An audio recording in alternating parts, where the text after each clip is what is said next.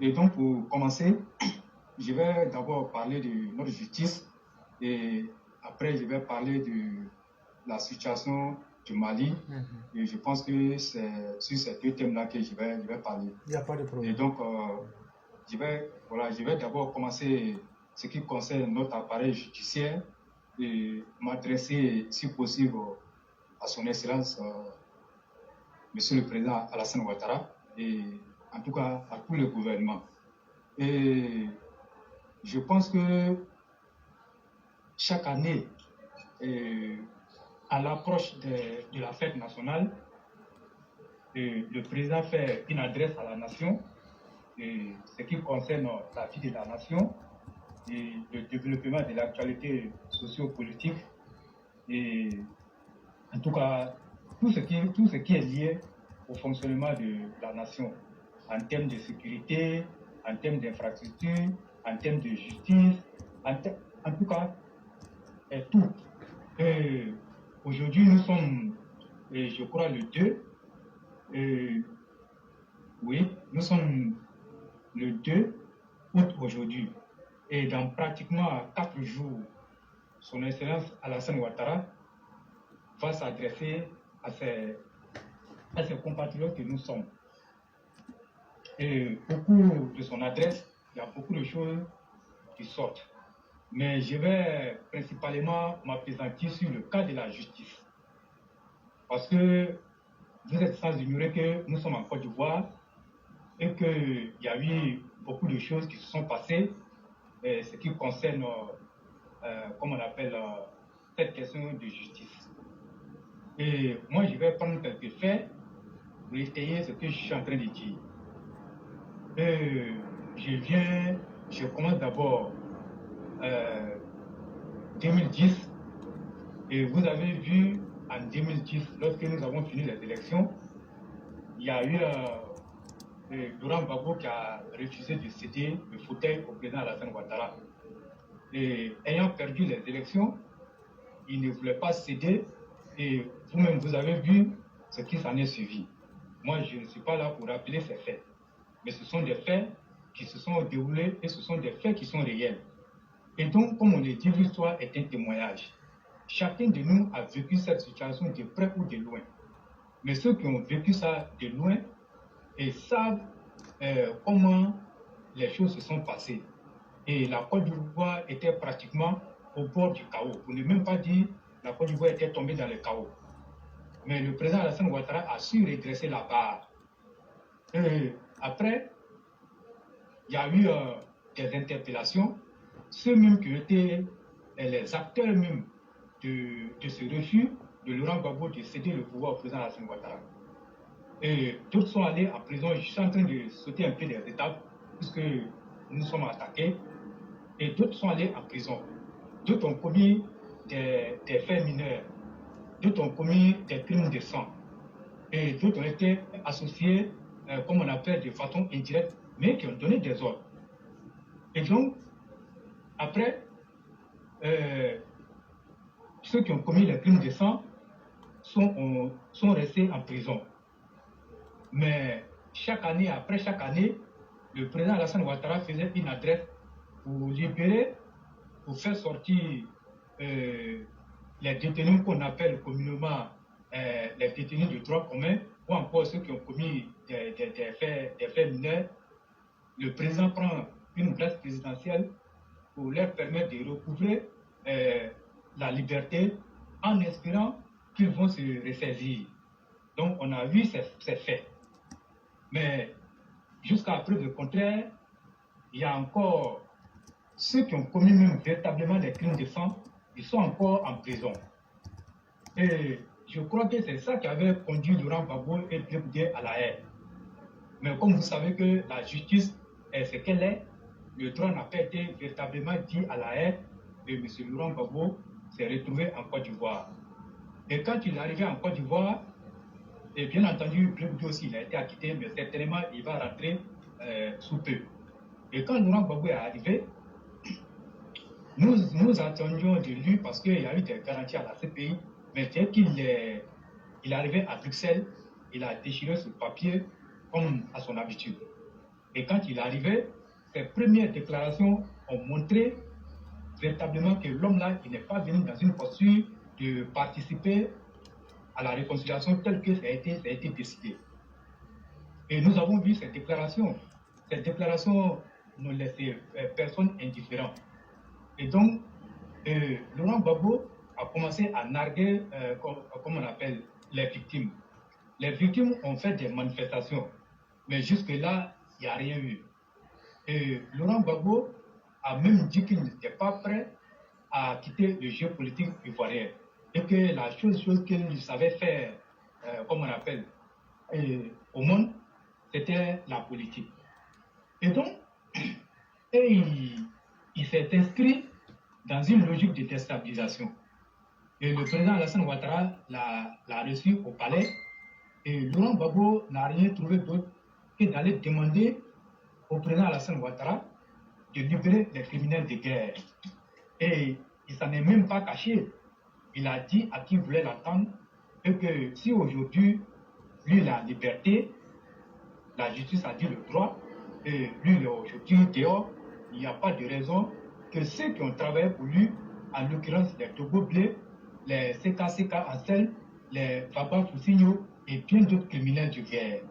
Il n'y a pas de raison que ces criminels-là puissent rester en prison puisque lui, il était leur patron, maintenant lui, il est dehors, il faut qu'il soit dehors. Il a demandé au président Alassane Ouattara de les libérer.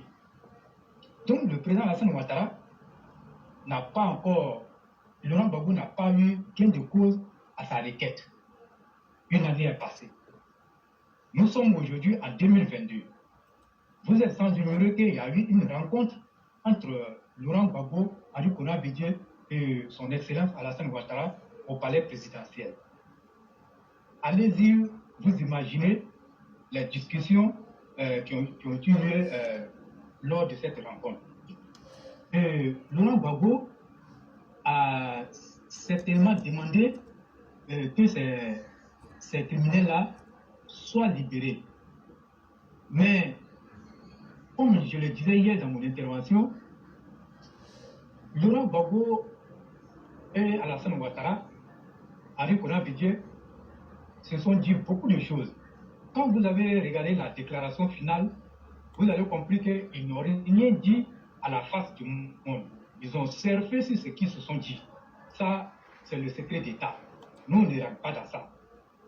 Mais ce que nous avons vu, tel que le cas s'est présenté ce jour-là, et moi j'ai tout de suite compris parce que moi j'ai une tête et un cerveau, je réfléchis et je sais analyser les choses. Je me suis rendu compte qu'il y a eu beaucoup de promesses qui ont été faites par le président Alassane Ouattara à ces deux vieillards-là.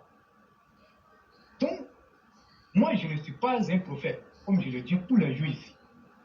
Mais Laurent Alassane Ouattara, le chef de l'État, a demandé à ces anciens présidents-là de l'accompagner le jour de l'indépendance à Yamoussoukro. Il faut qu'ils soient à ses côtés. Et chose qu'a eu, en tout cas qu'ils ont accepté pour le moment, et comme nous sommes en politique, on ne sait pas, peut-être le jour J, ils trouveraient encore d'autres choses à dire. Mais tel que nous avons vu, ils sont consentants, ils sont prêts à aller à Yamoussoukro pour célébrer pour la première fois l'indépendance avec ces trois chefs d'État. Mais pourquoi Laurent Gbagbo accepte ça? C'est parce que le président Alassane Ouattara lui a donné des promesses. Mais ce que moi je vais dire à son excellence Alassane Ouattara et à l'appareil judiciaire, moi je dis en tant que militant du RADP et en tant que citoyen ivoirien qui a vécu les choses ici, moi je dis au président Alassane Ouattara, je suis d'accord que certaines personnes puissent recouvrer la liberté et ceux qui ont commis les crimes mineurs, ils peuvent être libérés parce qu'ils n'ont pas commis de crimes de sang. Et ce qu'on appelle communément comment on les appelle, les détenus de droit commun, ils peuvent être libérés. Ce qu'on appelle les prisonniers politiques, en Côte d'Ivoire, il n'y a plus de prisonniers politiques. Toutes les personnes en dehors de ceux que j'ai cités, ceux qui se retrouvent là-bas, sont des criminels de guerre. Mais le 6 août 2022, en tout cas, je vais mal percevoir ça, que le président Alassane Ouattara puisse nous dire que Debo Blé, CKCK, Vaba Foussigno et plein d'autres criminels ont été graciés et libérés. Mais ça sera trahir la mémoire de toutes ces victimes. Le président Alassane Ouattara ne doit en aucun cas prendre un décret concernant en tout cas la libération de ces criminels-là. Nous, on ne fait pas ça en Côte d'Ivoire ici. Et si le président Alassane Ouattara pense que ce que nous disons, ce n'est pas une réalité, alors nous l'invitons à prendre ce décret-là et libérer ces criminels de guerre. Et on va venir s'asseoir pour se régaler en Côte d'Ivoire. Et on va attendre 2025. 2025 nous dira si nous, les Ivoiriens, qui ont été martyrisés, qui ont été vilipendés, qui ont été blessés, qui ont été tués, on avait raison de lui dire de ne pas les libérer. Donc, moi, j'interpelle tout le gouvernement, le ministre de la Justice, de ne même pas faire cette erreur-là. Le président même ne doit même pas prononcer, même en tout cas cette partie-là, dans son discours. On n'en veut plus. Je reviens à 2020. Tout le monde sait ce qui s'est passé en 2020 ici en Côte d'Ivoire. Certains ont vécu les situations, comme je le disais, de loin, mais d'autres ont vécu ça de près. Moi, j'ai été un acteur de ceux qui ont vécu ça dans ce pays-là. Malgré que nous avions la confiance et nous autres qui sommes un peu des avertis politiques, nous étions en train de galvaniser les gens et leur remonter le moral, mais à un moment donné, nous n'étions plus serrés. Mais nous, on a tenu. Et ceux mêmes qui ont appelé à la désobéissance civile pour barrer les routes, ils sont connus. D'autres ont tenté de fuir le pays, en l'occurrence les Pascal Afin Guessan, qui ont appelé à tuer les Ivoiriens. Il a été rattrapé à l'est de la Côte d'Ivoire et ramené, ensuite mis en prison.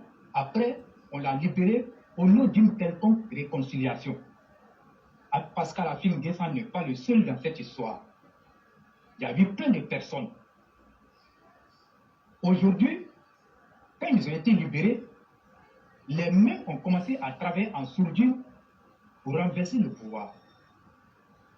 Et donc, la réconciliation dont il s'agit, les Ivoiriens ne se sentent pas concernés, en tout cas la grande majorité des Ivoiriens ne se sentent pas concernés par cette pseudo-réconciliation, parce qu'il n'y a pas de vérité d'État. Et ces politiques-là ont commencé à manipuler les gens. Mabry Torkes, qui est parti du RIDP, en cause de son égoïsme, a rejoint le CNT et a fait convoyer des miliciens depuis l'Ouest et a financé les miliciens avec les armes. Mabry Torkes est dehors. Lui-même là, pourquoi il avait fui? C'est parce qu'ils savent qu'ils avaient fait du mal, voilà pourquoi ils ont fui. Ceux qui n'ont pas fui là, ils ne se reprochent de rien. Mais aujourd'hui, ce sont ces personnes-là qui sont en train de faire la pluie et le beau temps au nom d'une quelconque réconciliation. Mais nous, on ne voit rien. Mais nous, on ne peut pas se rendre complice de cette situation. Monsieur le Président, nous vous appelons à prendre vos responsabilités pour que la Côte d'Ivoire ait la paix pour l'éternité. Si vous faites une erreur et vous libérez ces criminels-là, vous allez voir ce qui va se passer en 2025. Je n'appelle pas quelqu'un à les tuer, mais c'est le propre de nos opposants. Tant qu'ils n'auront pas votre tête, la Côte d'Ivoire ne va pas rester tranquille. C'est votre tête qu'ils veulent, mais votre tête, ils ne veulent pas seulement que votre tête. Et toutes les personnes qui vont tenter de vous protéger, ils vont les exécuter. Voilà les plans. En complicité avec ce groupe qui a fait croire qu'il pouvait te renverser. Donc, vous allez faire prononcer le discours, mais nous ne veut pas entendre que vous avez pris un décret pour en tout cas, pour gracier ces cas. De vous blé. Parce que ceux-là même, ils ont reconnu, et ils ont dit qu'ils ne regrettent pas d'avoir soutenu Laurent Gbagbo et d'avoir tué les Ivoiriens. Ils ont dit. Mais ceux qui ont été tués là, monsieur le Président, ils ne demandaient qu'une seule chose, que la démocratie triomphe en Côte d'Ivoire. Et c'est ce qui s'est passé. Mais la désobéissance civile, la Côte d'Ivoire était presque au bord du gouffre, dans le chaos. Moi, j'étais là. Mais ceux qui sont à des milliers de kilomètres, qui disent qu'il n'y a rien en Côte d'Ivoire, moi, je les invite. En tout cas, je ne sais pas de quelle Côte d'Ivoire il s'agit. Des personnes ont fait des vidéos pour appeler les gens à la haine. On a tous vu ici.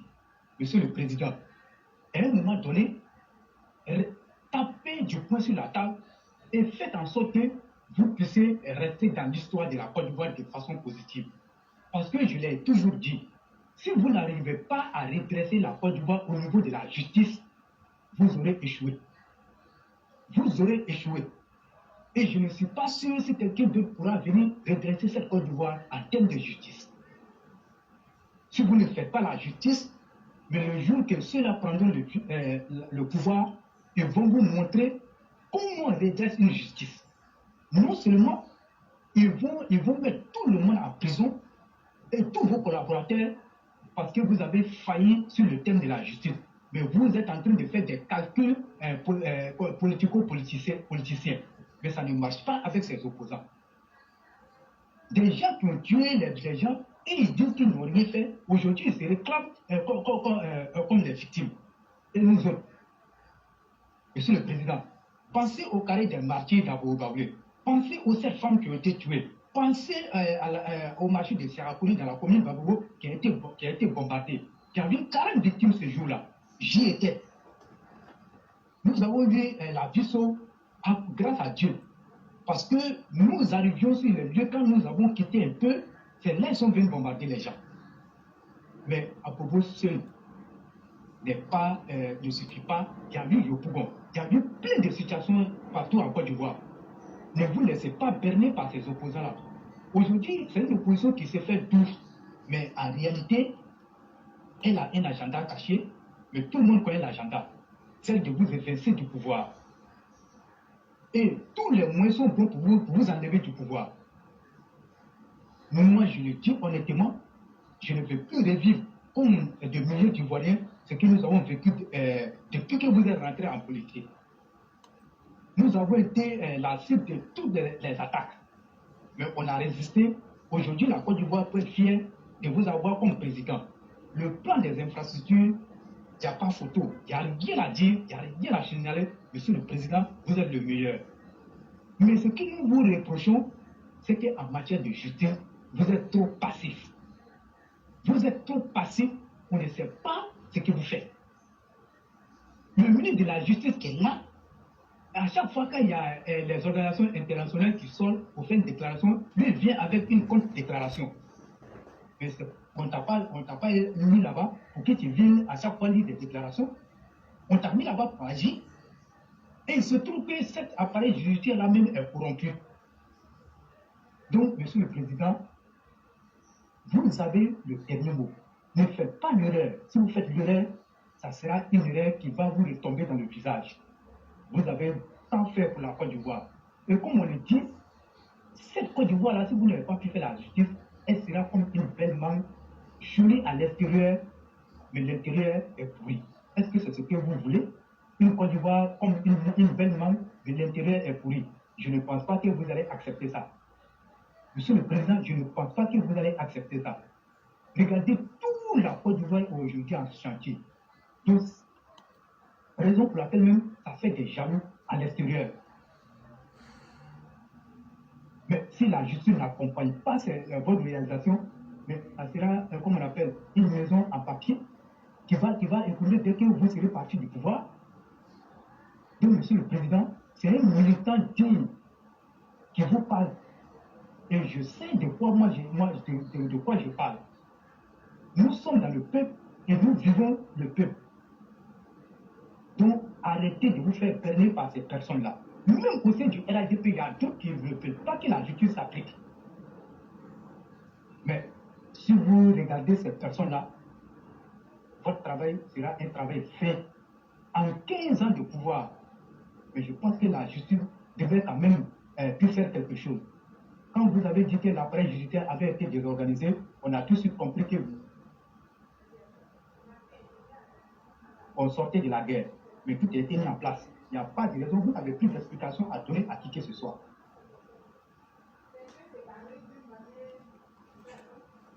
Vous n'avez plus d'explication à donner à qui que ce soit. Donc aujourd'hui, tout le peuple vous regarde. Monsieur le Président, faites tout pour rester dans l'histoire. Rentrez dans l'histoire. en appliquant la justice.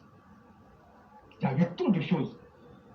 On ne va pas tout expliquer, mais vous savez au moins faire la différence entre le mal et le bien. On ne peut pas construire un pays avec des criminels. Si vous libérez ces criminels-là, ils vont récidiver. Mais ça sera encore plus fatal que ce que nous avons connu. On ne veut même pas libération avec sursis. Parce que c'est le mot que les gens prennent pour berner les gens. Quand à partir en Côte d'Ivoire, qu'on a pris le mot sursis même dans une libération, ça veut dire que la personne est totalement libre. Je vous dis ça, chers élèves de la classe. Nous sommes allés à l'école. Dans d'autres pays, ça s'applique. Mais en Côte d'Ivoire, là, on a toujours, comme on appelle ce jeu de mots là, comme nous, on n'est pas allés à l'école, ils ont utilisé les jeux de mots pour nous berner. On n'est plus en 1960. On n'est plus en 1960. Éclairez si vous avez quelque chose à ajouter à ce niveau. Vraiment, merci beaucoup le roi du printemps pour ces sages recommandations que vous faites. Pas parce que vous êtes l'homme le plus intelligent ou bien parce que vous avez une science infuse. Mais ce que vous dites est basé sur la réalité pratique même du terrain. Quand, en tout cas à mon sens, on a l'impression que la gestion du pouvoir actuel ne tient pas compte du sentiment de leurs propres militants, ne tient plus compte de leur passé récent qui a été tellement marqué dans le sang. Voilà un pouvoir qui n'a même pas été capable, sur pratiquement 15 ans, d'honorer ses propres martyrs. Encore moins les citoyens ivoiriens qui soient tombés. Et aujourd'hui, ce qu'on a par contre constaté, c'est qu'avec le régime du président Alassane Ouattara, tous les droits sont permis à ceux-mêmes qui essayent d'être des criminels, qui sont des criminels. Tous ceux qui sont des antisociaux et tous ceux qui sont des anarchistes, comme par un miracle, on trouve toujours des mécanismes pour pouvoir leur pardonner leurs crimes et puis faire avaler cette couleuvre-là aux populations pour qu'on avance. Aujourd'hui, le pouvoir en place, vous avez cette capacité de le faire, Monsieur le Président. C'est très bien. Mais demandez à votre ministre de la Justice, en termes de résultats concrets, qu'est-ce qu'il a fait depuis qu'il est là? Quand les organisations internationales viennent à décrire votre système judiciaire comme défaillant, inefficient, c'est sur la base de preuves que ces organismes font l'état des lieux. Et ça, tout le monde peut l'apprécier. J'aurais bien voulu que ce fût le contraire. Mais quand la vérité est là, Monsieur le Président, je vais préférer la vérité même à vous. Parce que, quelque part aussi, il y a la dignité de chacun qui compte. Et si nous vous suivons, Monsieur le Président, c'est à cause de la vérité et de l'honneur et de l'idéal social que vous incarnez. Sinon, une fois qu'on enlève ces facteurs-là, personne n'est obligé d'aimer votre personne. Et je ne crois même pas qu'un homme qui est intelligent va aimer son ami. Parce que chacun s'aime lui-même. Mais si on a fait confiance en vous sur des valeurs morales, politiques, intellectuelles et humaines, on s'attend à des résultats inéluctablement. Lorsque, à un domaine sensible comme la justice, nous avons décrié, les gens auraient pu dire non, vous êtes des partisans aveuglés par votre militantisme. On aurait pu l'accepter. Mais vos opposants, même aujourd'hui, vous critiquent sur le terrain de la justice. Les organisations de droits de l'homme à l'international vous critiquent sur la justice. Monsieur le Président, je suis au regret de vous le dire, Monsieur Alassane Ouattara, vous êtes en train de vous faire prendre dans un jeu. Parce que les mêmes organisations internationales qui vous demandent l'impossible comme ils l'ont fait à M. Patrick Talon, ces mêmes organisations internationales demain diront que vous n'êtes pas un homme à poigne et que vous avez été incapable d'assurer la justice. Alors qu'un État défaillant se caractérise par le manque de justice. Monsieur le Président. Aujourd'hui, vous êtes à la croisée des chemins. Après pratiquement 11-12 ans de gestion du pouvoir, Monsieur le Président, vous n'avez plus d'excuses. Si vous voulez libérer les criminels de sang, les criminels qui ont encore la main avec taché de sang frais, vous pouvez le faire. Il ne sert à rien de différer ce que vous allez faire demain. Faites-le. Parce qu'à chaque fois, c'est devenu un jeu. Il faut revenir sur ça, vous rappeler, vous dire ça. Non, non, non. Assumez votre responsabilité devant l'histoire. Si vous voulez nous conduire dans des lendemains incertains, plantez les germes maintenant et assumez-le, Monsieur le Président. Mais si vous voulez rentrer dans l'histoire, quand bien même qu'il soit très tard d'appliquer la justice, Parce que dans votre programme de gouvernance, la justice n'a jamais eu de visage. On ne sait pas où on avance. On a des prisonniers politiques, on a des politiciens sur la tête desquels des décisions de justice sont pendantes. On a des criminels, voleurs de deniers publics, tant au RHDP que dans les autres partis, qui sont dehors. On a d'autres qui sont enfermés. On a des gens qui sont dans des statuts où on ne leur explique pas. Et on nous dit d'évoluer. Mais quelle leçon, Monsieur le Président, vous donnez vous-même aux Ivoiriens? Est-ce qu'on peut gérer un État dans la confusion à partir des lois? Voilà des questions simples qu'aujourd'hui nous nous posons. Monsieur le Président Alassane Ouattara, nous, depuis 2020, si nous sommes venus sur la toile, au-delà de l'idéal que vous incarnez, c'est d'abord la protection des droits civiques, des droits humains et des droits fondamentaux de tous les êtres humains sans distinction.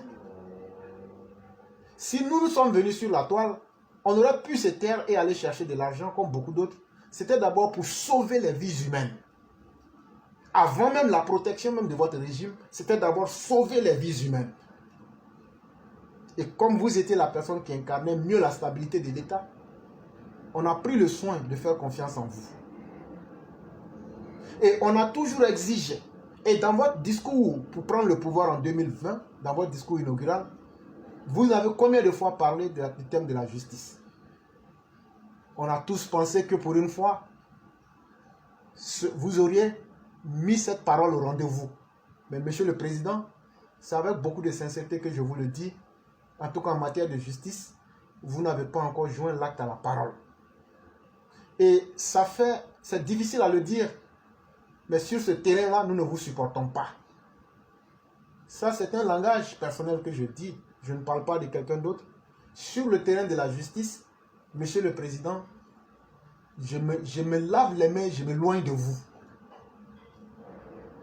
Parce qu'en termes de justice, aujourd'hui, tout le monde a soif de la justice. Et en n'appliquant pas la justice aujourd'hui, chaque famille ivoirienne s'assoit et elle se dit de quoi demain sera fait.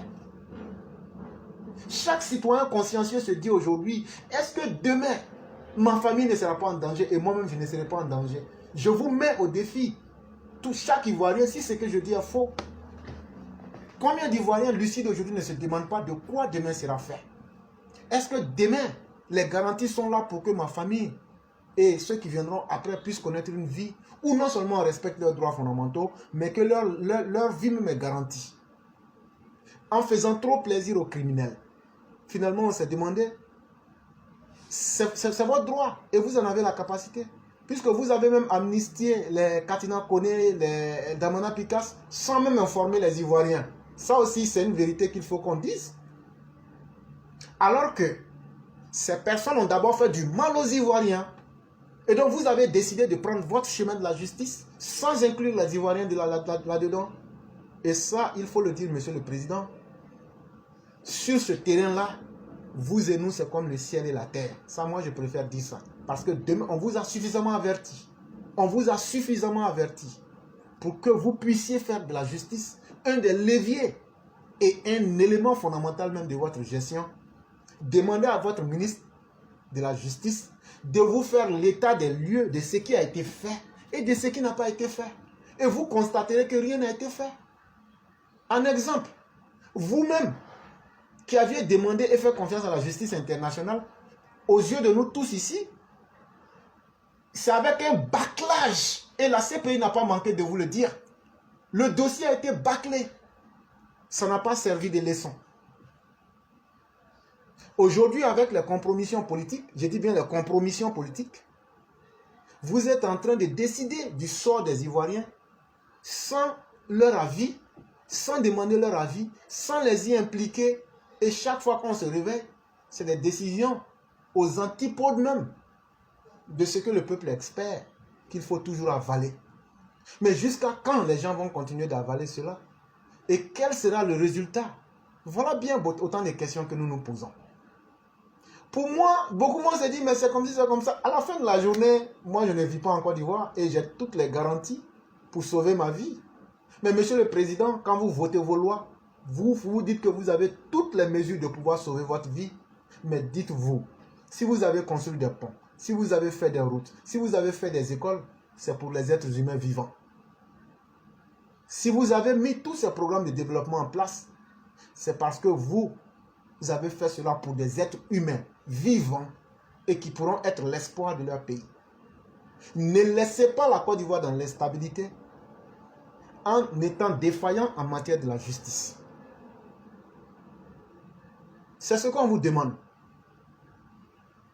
Mais en prenant des décisions politiques pour faire plaisir à des leaders politiques, vous compromettez gravement l'avenir de la Côte d'Ivoire, mais au-delà, vous inscrivez même la Côte d'Ivoire dans un lendemain incertain, parce que ces mêmes criminels qui ne regrettent même pas leurs actions, malgré qu'ils sont confrontés à la prison, demain, s'ils ressortaient, même de façon minimale dans la justice, la capacité de regretter son crime peut servir déjà d'élément de repentir pour pouvoir savoir qu'une personne veut se corriger ou pas.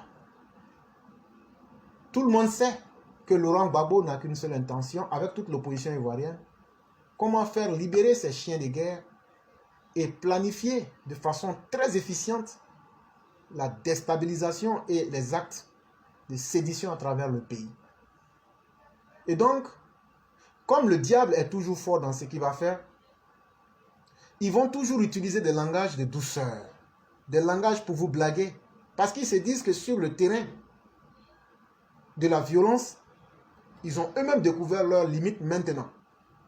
Et donc, il faut crier plus fort que le régime en place pour se montrer comme si c'est eux qui aiment la paix et c'est eux qui veulent se réconcilier mieux que tous les Ivoiriens. Il n'y a pas de problème. Mais seulement demander à cette opposition-là, depuis qu'elle crie réconciliation, quel acte concret elle a pu poser pour dire aux Ivoiriens, voilà ce que nous on vous donne. Chers opposants, depuis que vous parlez de réconciliation, dites aujourd'hui devant la face du monde, quel acte concret vous avez pu poser pour dire aux Ivoiriens, bon voilà, nous aujourd'hui, voilà ce qu'on décide de laisser tomber, ou bien voilà ce qu'on donne aux Ivoiriens de façon définitive. Ça n'a jamais existé. Des gens qui sont imbus de leur personne, des gens qui sont arrogants, des gens qui sont sans remords, des gens qui sont des personnes sans cœur et des gens qui n'ont pas honte de leur faiblesse, mais qui transforment même leurs défauts en règles morales et en règles philosophiques. Si vous voulez faire plaisir à ces personnes-là, de facto, mettez-vous en tête que vous êtes en train de mettre aussi la vie de millions d'Ivoiriens en danger. C'est ce que j'allais ajouter, le roi. Ok, merci beaucoup, éclairé. Voilà. Et puis, moi, je pense que le président, il a assez fait comme ça pour ces criminels-là. Mais regardez le dégel de leurs avoirs. Mais quand leurs comptes ont été dégelés, mais qu'est-ce qu'ils ont dit à leurs militants, à leurs sympathisants, à leurs familles? Ils ont toujours fait croire que le président n'a rien fait pour eux. Et ils ont caché. Mais il y a que quand, comme on appelle, le porte-parole du gouvernement et le ministre Touré Mamadou sont venus parler de ça. Donc quand vous avez en face de vous des personnes de mauvaise foi comme ça, de mauvaises intentions, mais prenez toutes les dispositions. Vous avez trop fait pour ces criminels-là. Donc on ne peut plus continuer comme ça avec la Côte d'Ivoire. Ce n'est pas possible. À un moment donné, il faut qu'on soit sérieux et mettre le pays sur les rails. Le pays est mis sur les rails du développement, nous on est d'accord. Mais la justice, il n'y a pas encore une avancée. Donc vous gagnerez mieux, Monsieur le Président, à travailler sur ce facteur-là. Vous avez trop fait. Mais force est de constater que sur le plan de la justice, il n'y a encore rien. Voilà. Donc c'est ce que je voulais dire. Sur le plan de la justice. Le 6 août, Monsieur le Président, arrangez-vous à ne même pas vous sortir cette libération des Togo bleus des consorts. Et moi, je l'ai dit, ne soyez pas aussi surpris quand le président va annoncer ça. Quand il va annoncer ça, ne soyez pas surpris. Donc, chacun doit être préparé. S'il l'a fait, en tout cas, l'histoire va le retenir. L'histoire retiendra qu'il a trahi des milliers, la confiance des milliers de personnes qui ont cru à lui. En tout cas, s'il tenait à libérer de vos bleus, c'est qu'à ce cas, Faba Kismio. Les trois là seulement là, s'il vient à les libérer, le président va donner raison à toutes les personnes qui ont dit que vous avez suivi le président Hassan Ouattara pour rien. Mais nous, on sait que vous n'allez pas le faire. Nous, on a confiance en vous. Et que Dieu nous donne en bonne santé, en tout cas le 6 août, nous on sera assis devant nos téléviseurs pour écouter, comme on appelle, votre message qui sera délivré à la nation. Donc, bonne fête d'indépendance à vous, Monsieur le Président. Oui. Avant de vous laisser continuer, il y a un de nos auditeurs sur YouTube qui disait comme ça: le jour où le président fera un décret ou une amnistie aux criminels qui sont actuellement en prison, le président de la République ne méritera aucun respect. Et cela veut dire que sa parole ne vaudra plus rien et son discours de sermon n'était que du vent. Parce qu'un homme qui ne se respecte pas ne mérite pas qu'on le respecte. C'est un auditeur qui dit cela. C'est ça, il a bien parlé. Il a bien parlé.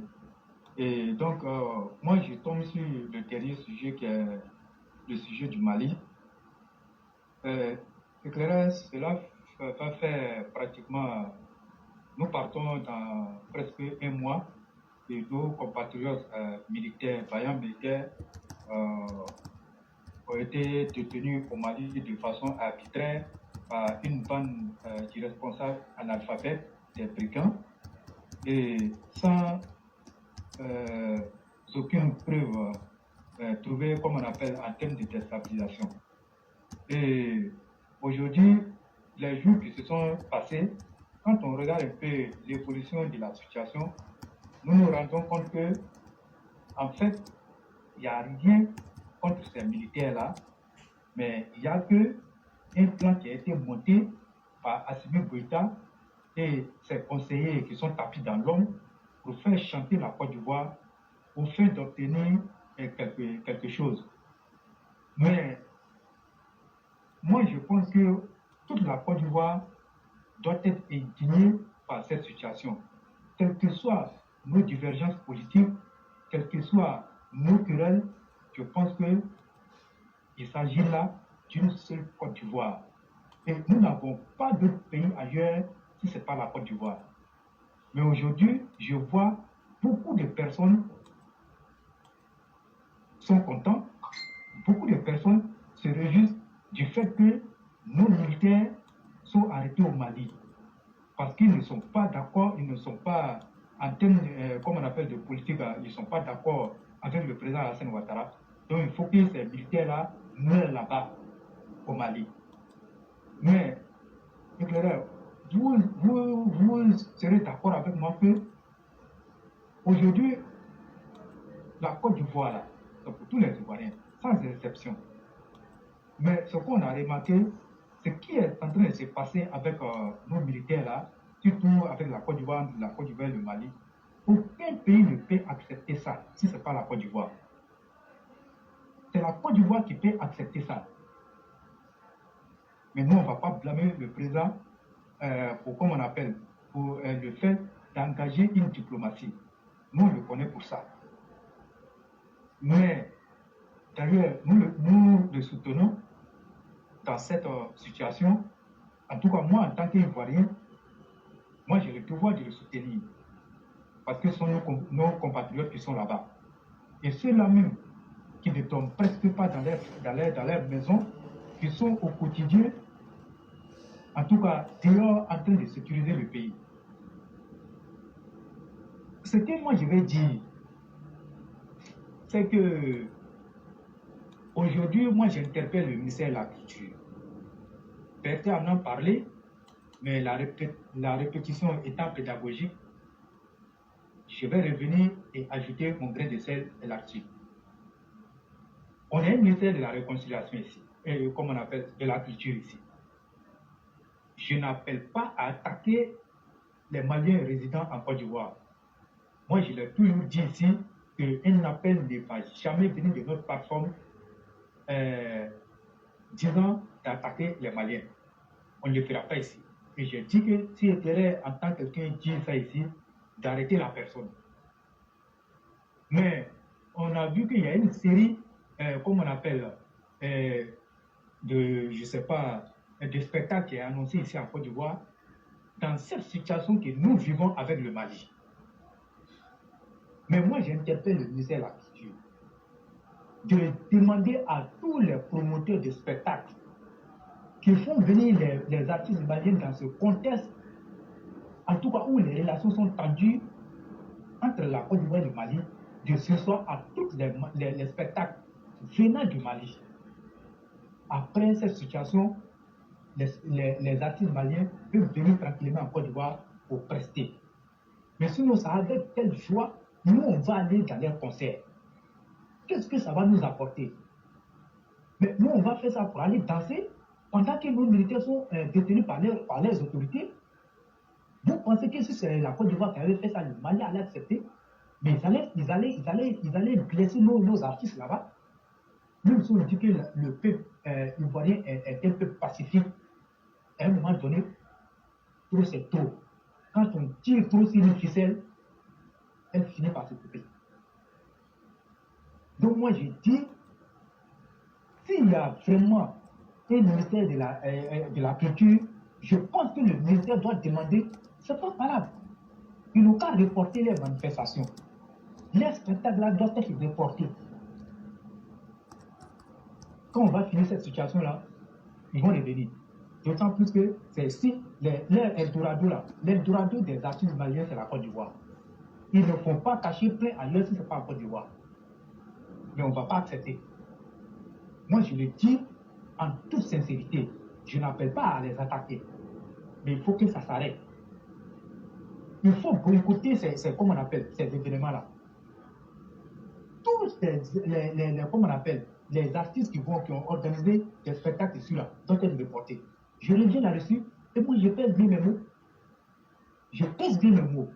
Donc, le ministre de la Culture, en tout cas, Mme Remarque, est interpellée. Demain, il y a un conseil des ministres. Il faut que les gens penchent sur toutes ces questions-là. Il faut reporter toutes les manifestations venant du Mali. Parce qu'ils vont venir dire oui, et ils vont venir chanter, comme on appelle, pour l'union, pour que nos soldats soient libérés. Est-ce qu'aujourd'hui, ils ont été détenus au Mali?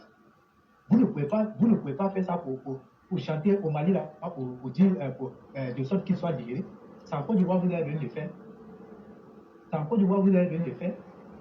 Vous pouvez rester là-bas et puis organiser, rentrer en studio pour sortir des chansons. La Côte d'Ivoire n'est pas le lieu indiqué pour le faire. Vous pouvez rester sur votre territoire là-bas et puis le faire. Pourquoi en Côte d'Ivoire vous avez le faire? Donc, à un moment donné, il faut que ça s'arrête.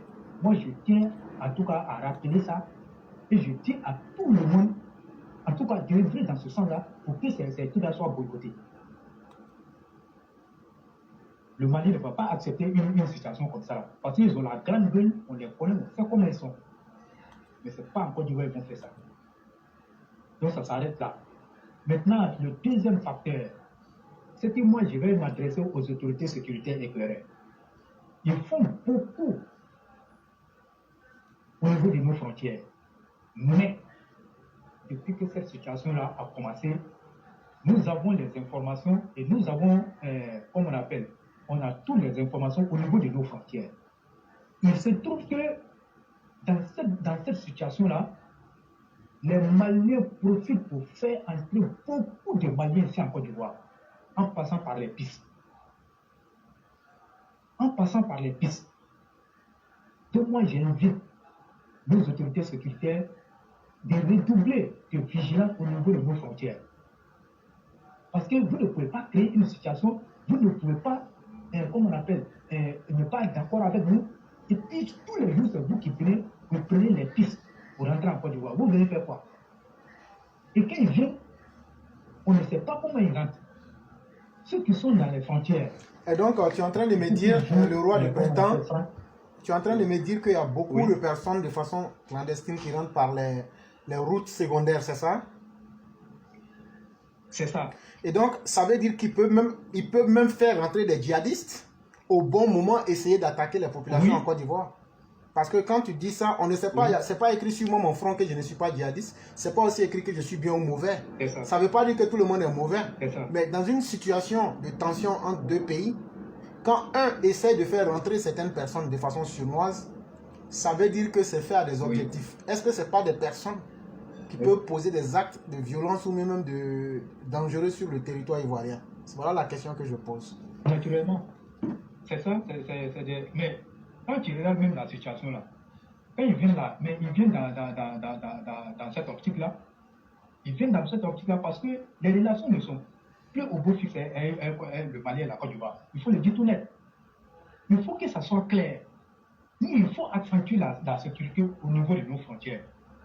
Nous, on sait que ça a été toujours le cas, mais il faut redoubler encore d'efforts parce qu'on ne fait pas ça. Vous ne pouvez pas créer une situation et puis venir sur nous. Pendant que notre jeunesse n'a pas encore eu du travail, et vous allez venir encore nous compliquer les choses ici, nous on dit non. Et quand ils viennent ici, ils sont les premiers encore à nous narguer. Nous on dit non, on ne va plus accepter ça.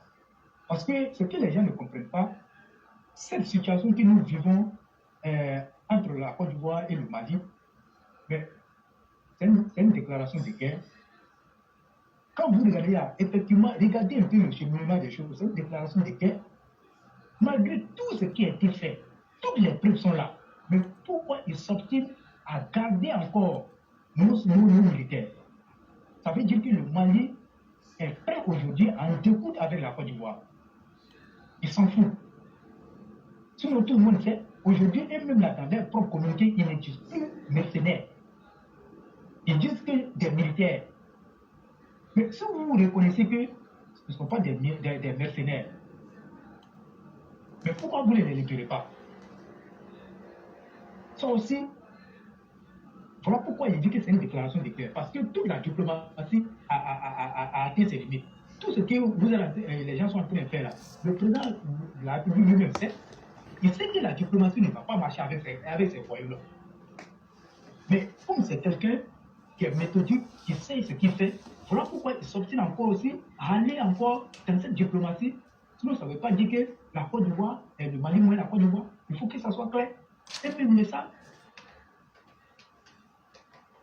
Donc, moi, j'ai dit aujourd'hui, on est arrivé à une situation où on ne doit plus s'amuser avec cette situation-là. Et clair, regardez un peu le temps que ça fait. Mais leur objectif, c'est quoi? C'est de faire en sorte que les soldats puissent se révolter contre le président. En les maintenant, ça peut créer des frustrations dans la troupe, mais ils ont tapé poteau. Ça ne se passe pas en Côte d'Ivoire comme ça. Nos soldats sont bien disciplinés ici. Ils sont allés à l'école. C'est au Mali que les soldats ne vont pas à l'école. Quand on les met là-bas, c'est le militaire et le soldat du rang qui peut se lever et puis donner des ordres à un officier au Mali. Même en Guinée, ça se fait. Mais en Côte d'Ivoire, ça ne se fait pas. Donc ça, ils ont tapé, comme on appelle poteau. Maintenant, ce que je vais dire encore, c'est que nous, on a toujours parlé de ça ici, la question de Guillaume Soro. Les premiers jours, c'est lui qui a fait le communiqué pour dire qu'il faut que Fort et Adéman et Denis Sassou Nguesso s'engagent dans cette situation. Mais Denis Sassou Nguesso ne s'est jamais impliqué là-dedans. Mais c'est Fort Gnassingbé qui a pris, en tout cas, l'initiative que Soro lui a recommandé de s'impliquer dans cette affaire. Mais moi, je vais dire des choses. Je vais dire des choses, mais je ne vais pas aller en profondeur. Mais regardez un peu le jeu de troupe de Fort. Moi, je le dis à qui veut l'entendre. Les gens peuvent venir m'arrêter. Je le dis à qui veut l'entendre. Regardez le jeu de troupe de Fort. Fort Gnassingbé et Yadema ne jouent pas franc jeu dans cette affaire. Parce que je vous dis, c'est un soutien à la jeune malienne. Si Soro, comme on appelle Fort Gnassingbé et Yadema a pour ami Soro Guillaume, parce que tout le monde connaît les relations, pourquoi Soro Guillaume n'a pas dit à Patrice Talon de s'impliquer? Pourquoi il ne dit pas à Fort Anana Akufo-Addo de s'impliquer? Pourquoi il ne dit pas, comment on appelle, au président de s'impliquer. C'est fort Gnassingbé qui a vu pour dire de bien s'impliquer. Mais quand on voit une délégation qui va au Togo et que vous partez, cette délégation-là va s'asseoir, les Maliens qui ont causé du tort à la Côte d'Ivoire devant Fort Gnassingbé et Adema, et on dit à la délégation ivoirienne de venir demander pardon comment on appelle, à des bandits. Et Fort accepte ça. Pourquoi? Donc, est-ce que Fort est dans un jeu pour humilier le président Alassane Ouattara? La question reste posée. Je ne donne pas de réponse. Est-ce qu'il est dans le jeu de Soro Gueye pour humilier le président Alassane Ouattara? De sorte que les gens disent que le président Alassane Ouattara était déstabilisateur. Si c'est à ce jeu-là que Fort Gnassingbé et Adema se donnent, il faut qu'il arrête ce jeu-là. S'il ne peut pas dire la vérité, en tout cas à cette bande-là, qu'il laisse tranquillement le président Alassane Ouattara. Le président Alassane Ouattara n'a jamais demandé à quelqu'un de s'impliquer dedans. Parce que quand tu es sur la vérité, tu n'as même pas peur. Donc je dis à tous les Ivoiriens que Fort Gnassingbé a demandé de ne joue pas franc jeu. Il joue le jeu de Soro Gueye. Au même moment il le fait, il tourne par derrière, il demande encore aux militaires comment on appelle, de ne pas libérer les gens. Il y a plein de personnes qui font ça. Même quand vous regardez nos opposants, regardez leur complicité passive. Ce n'est même pas une complicité passive, mais c'est une complicité active. Quand vous regardez les finances, vous pensez que c'est quoi? Donc toutes ces personnes-là sont tapées dans l'homme avec certains chefs d'État qui sont en train d'activer le feu. Tout simplement parce que la Côte d'Ivoire, sous le président Alassane Ouattara, a tamé le pion en termes de leadership aux autres pays. Donc ça fait des jaloux. Donc il faut tout faire pour anéantir le président. Voilà les plans. Sinon, Assimi Goïta fait. Si ça ne tenait pas à Assimi Goïta, il allait libérer ses militants. À partir du moment où tous les doutes ont été levés, il allait libérer. Mais les gens le font croire qu'il peut les maintenir. Et vous regardez, comment on appelle, Choguel Maïga, avec Soro Gueye. Ces personnes-là ont pris en otage Assimi Goïta. Assimi Goïta, aujourd'hui, qui se retrouve être le plus intellectuel de tous les politiciens au Mali. Il a réussi à placer ses propres pions comme les conseillers d'Assimi Goïta. Aujourd'hui, quand il dit quelque chose, c'est ce qu'Assimi Goïta fait. Soro Gueye, aujourd'hui, est un conseiller d'Assimi Goïta. Mais est-ce que Assimi Goïta regarde à côté? Il n'a qu'à regarder ceux qui avaient appelé Soro Gueye être les conseillers. Ils sont où aujourd'hui? Soro Gueye était conseiller de Tendéré et du plus Bakoulé. Mais Soro Gueye voulait atteindre quelque chose. Lui, quand il veut atteindre un objectif, il est prêt à tenir pour atteindre cet objectif. Aujourd'hui, Tendéré, j'ai vu Bakoulé sont en prison. Soro Gueye, il est où? Il n'est pas en liberté dans la nature.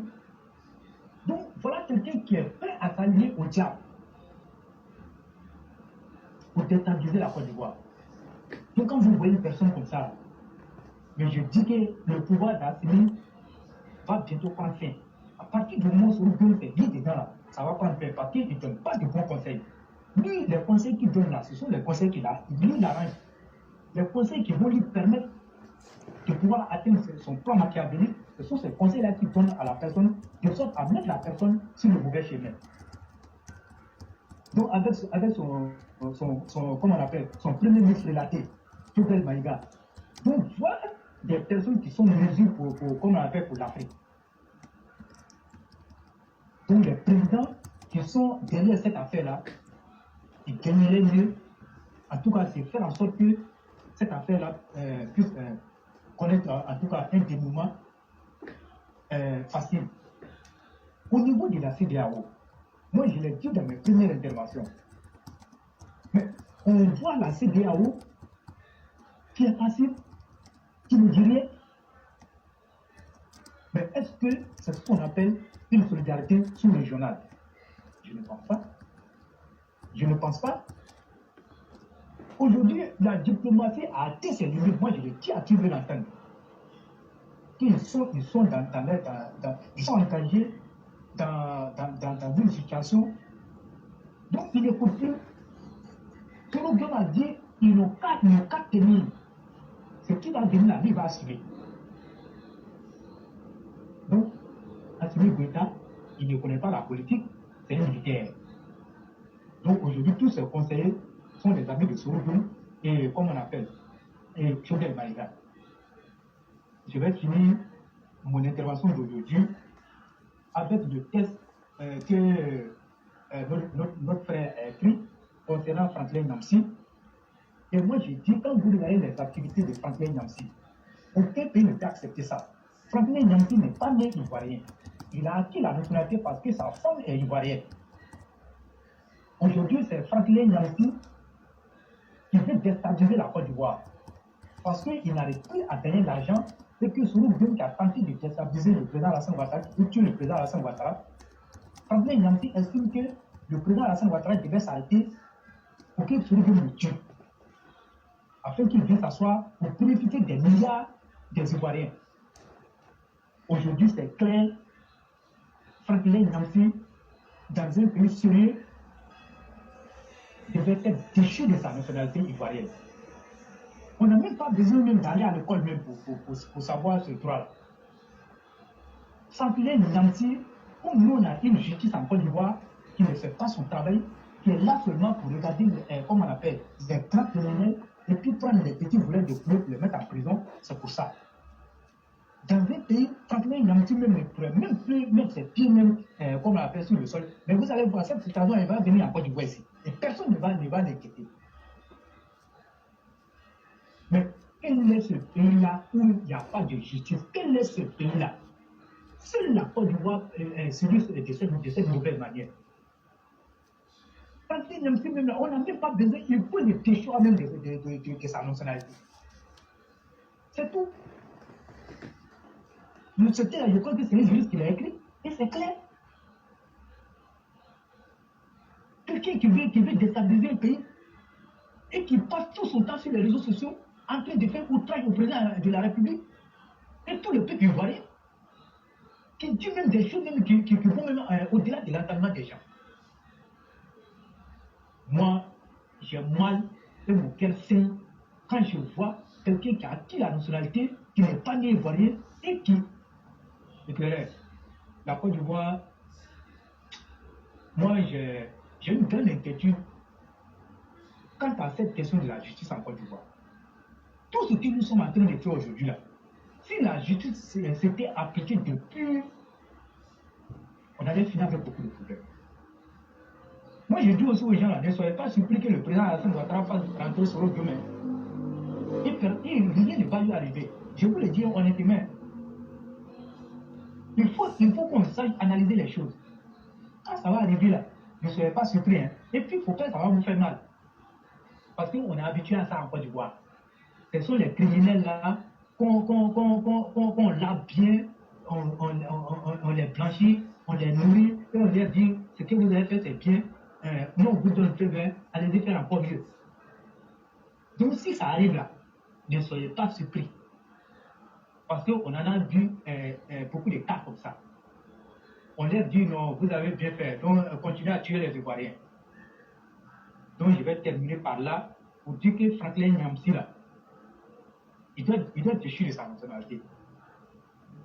Parce que comme il a eu la nationalité par mariage, si la Côte d'Ivoire brûle là, c'est pas son problème. Pourquoi il ne fait pas au Cameroun? Pourquoi il ne fait pas au Cameroun?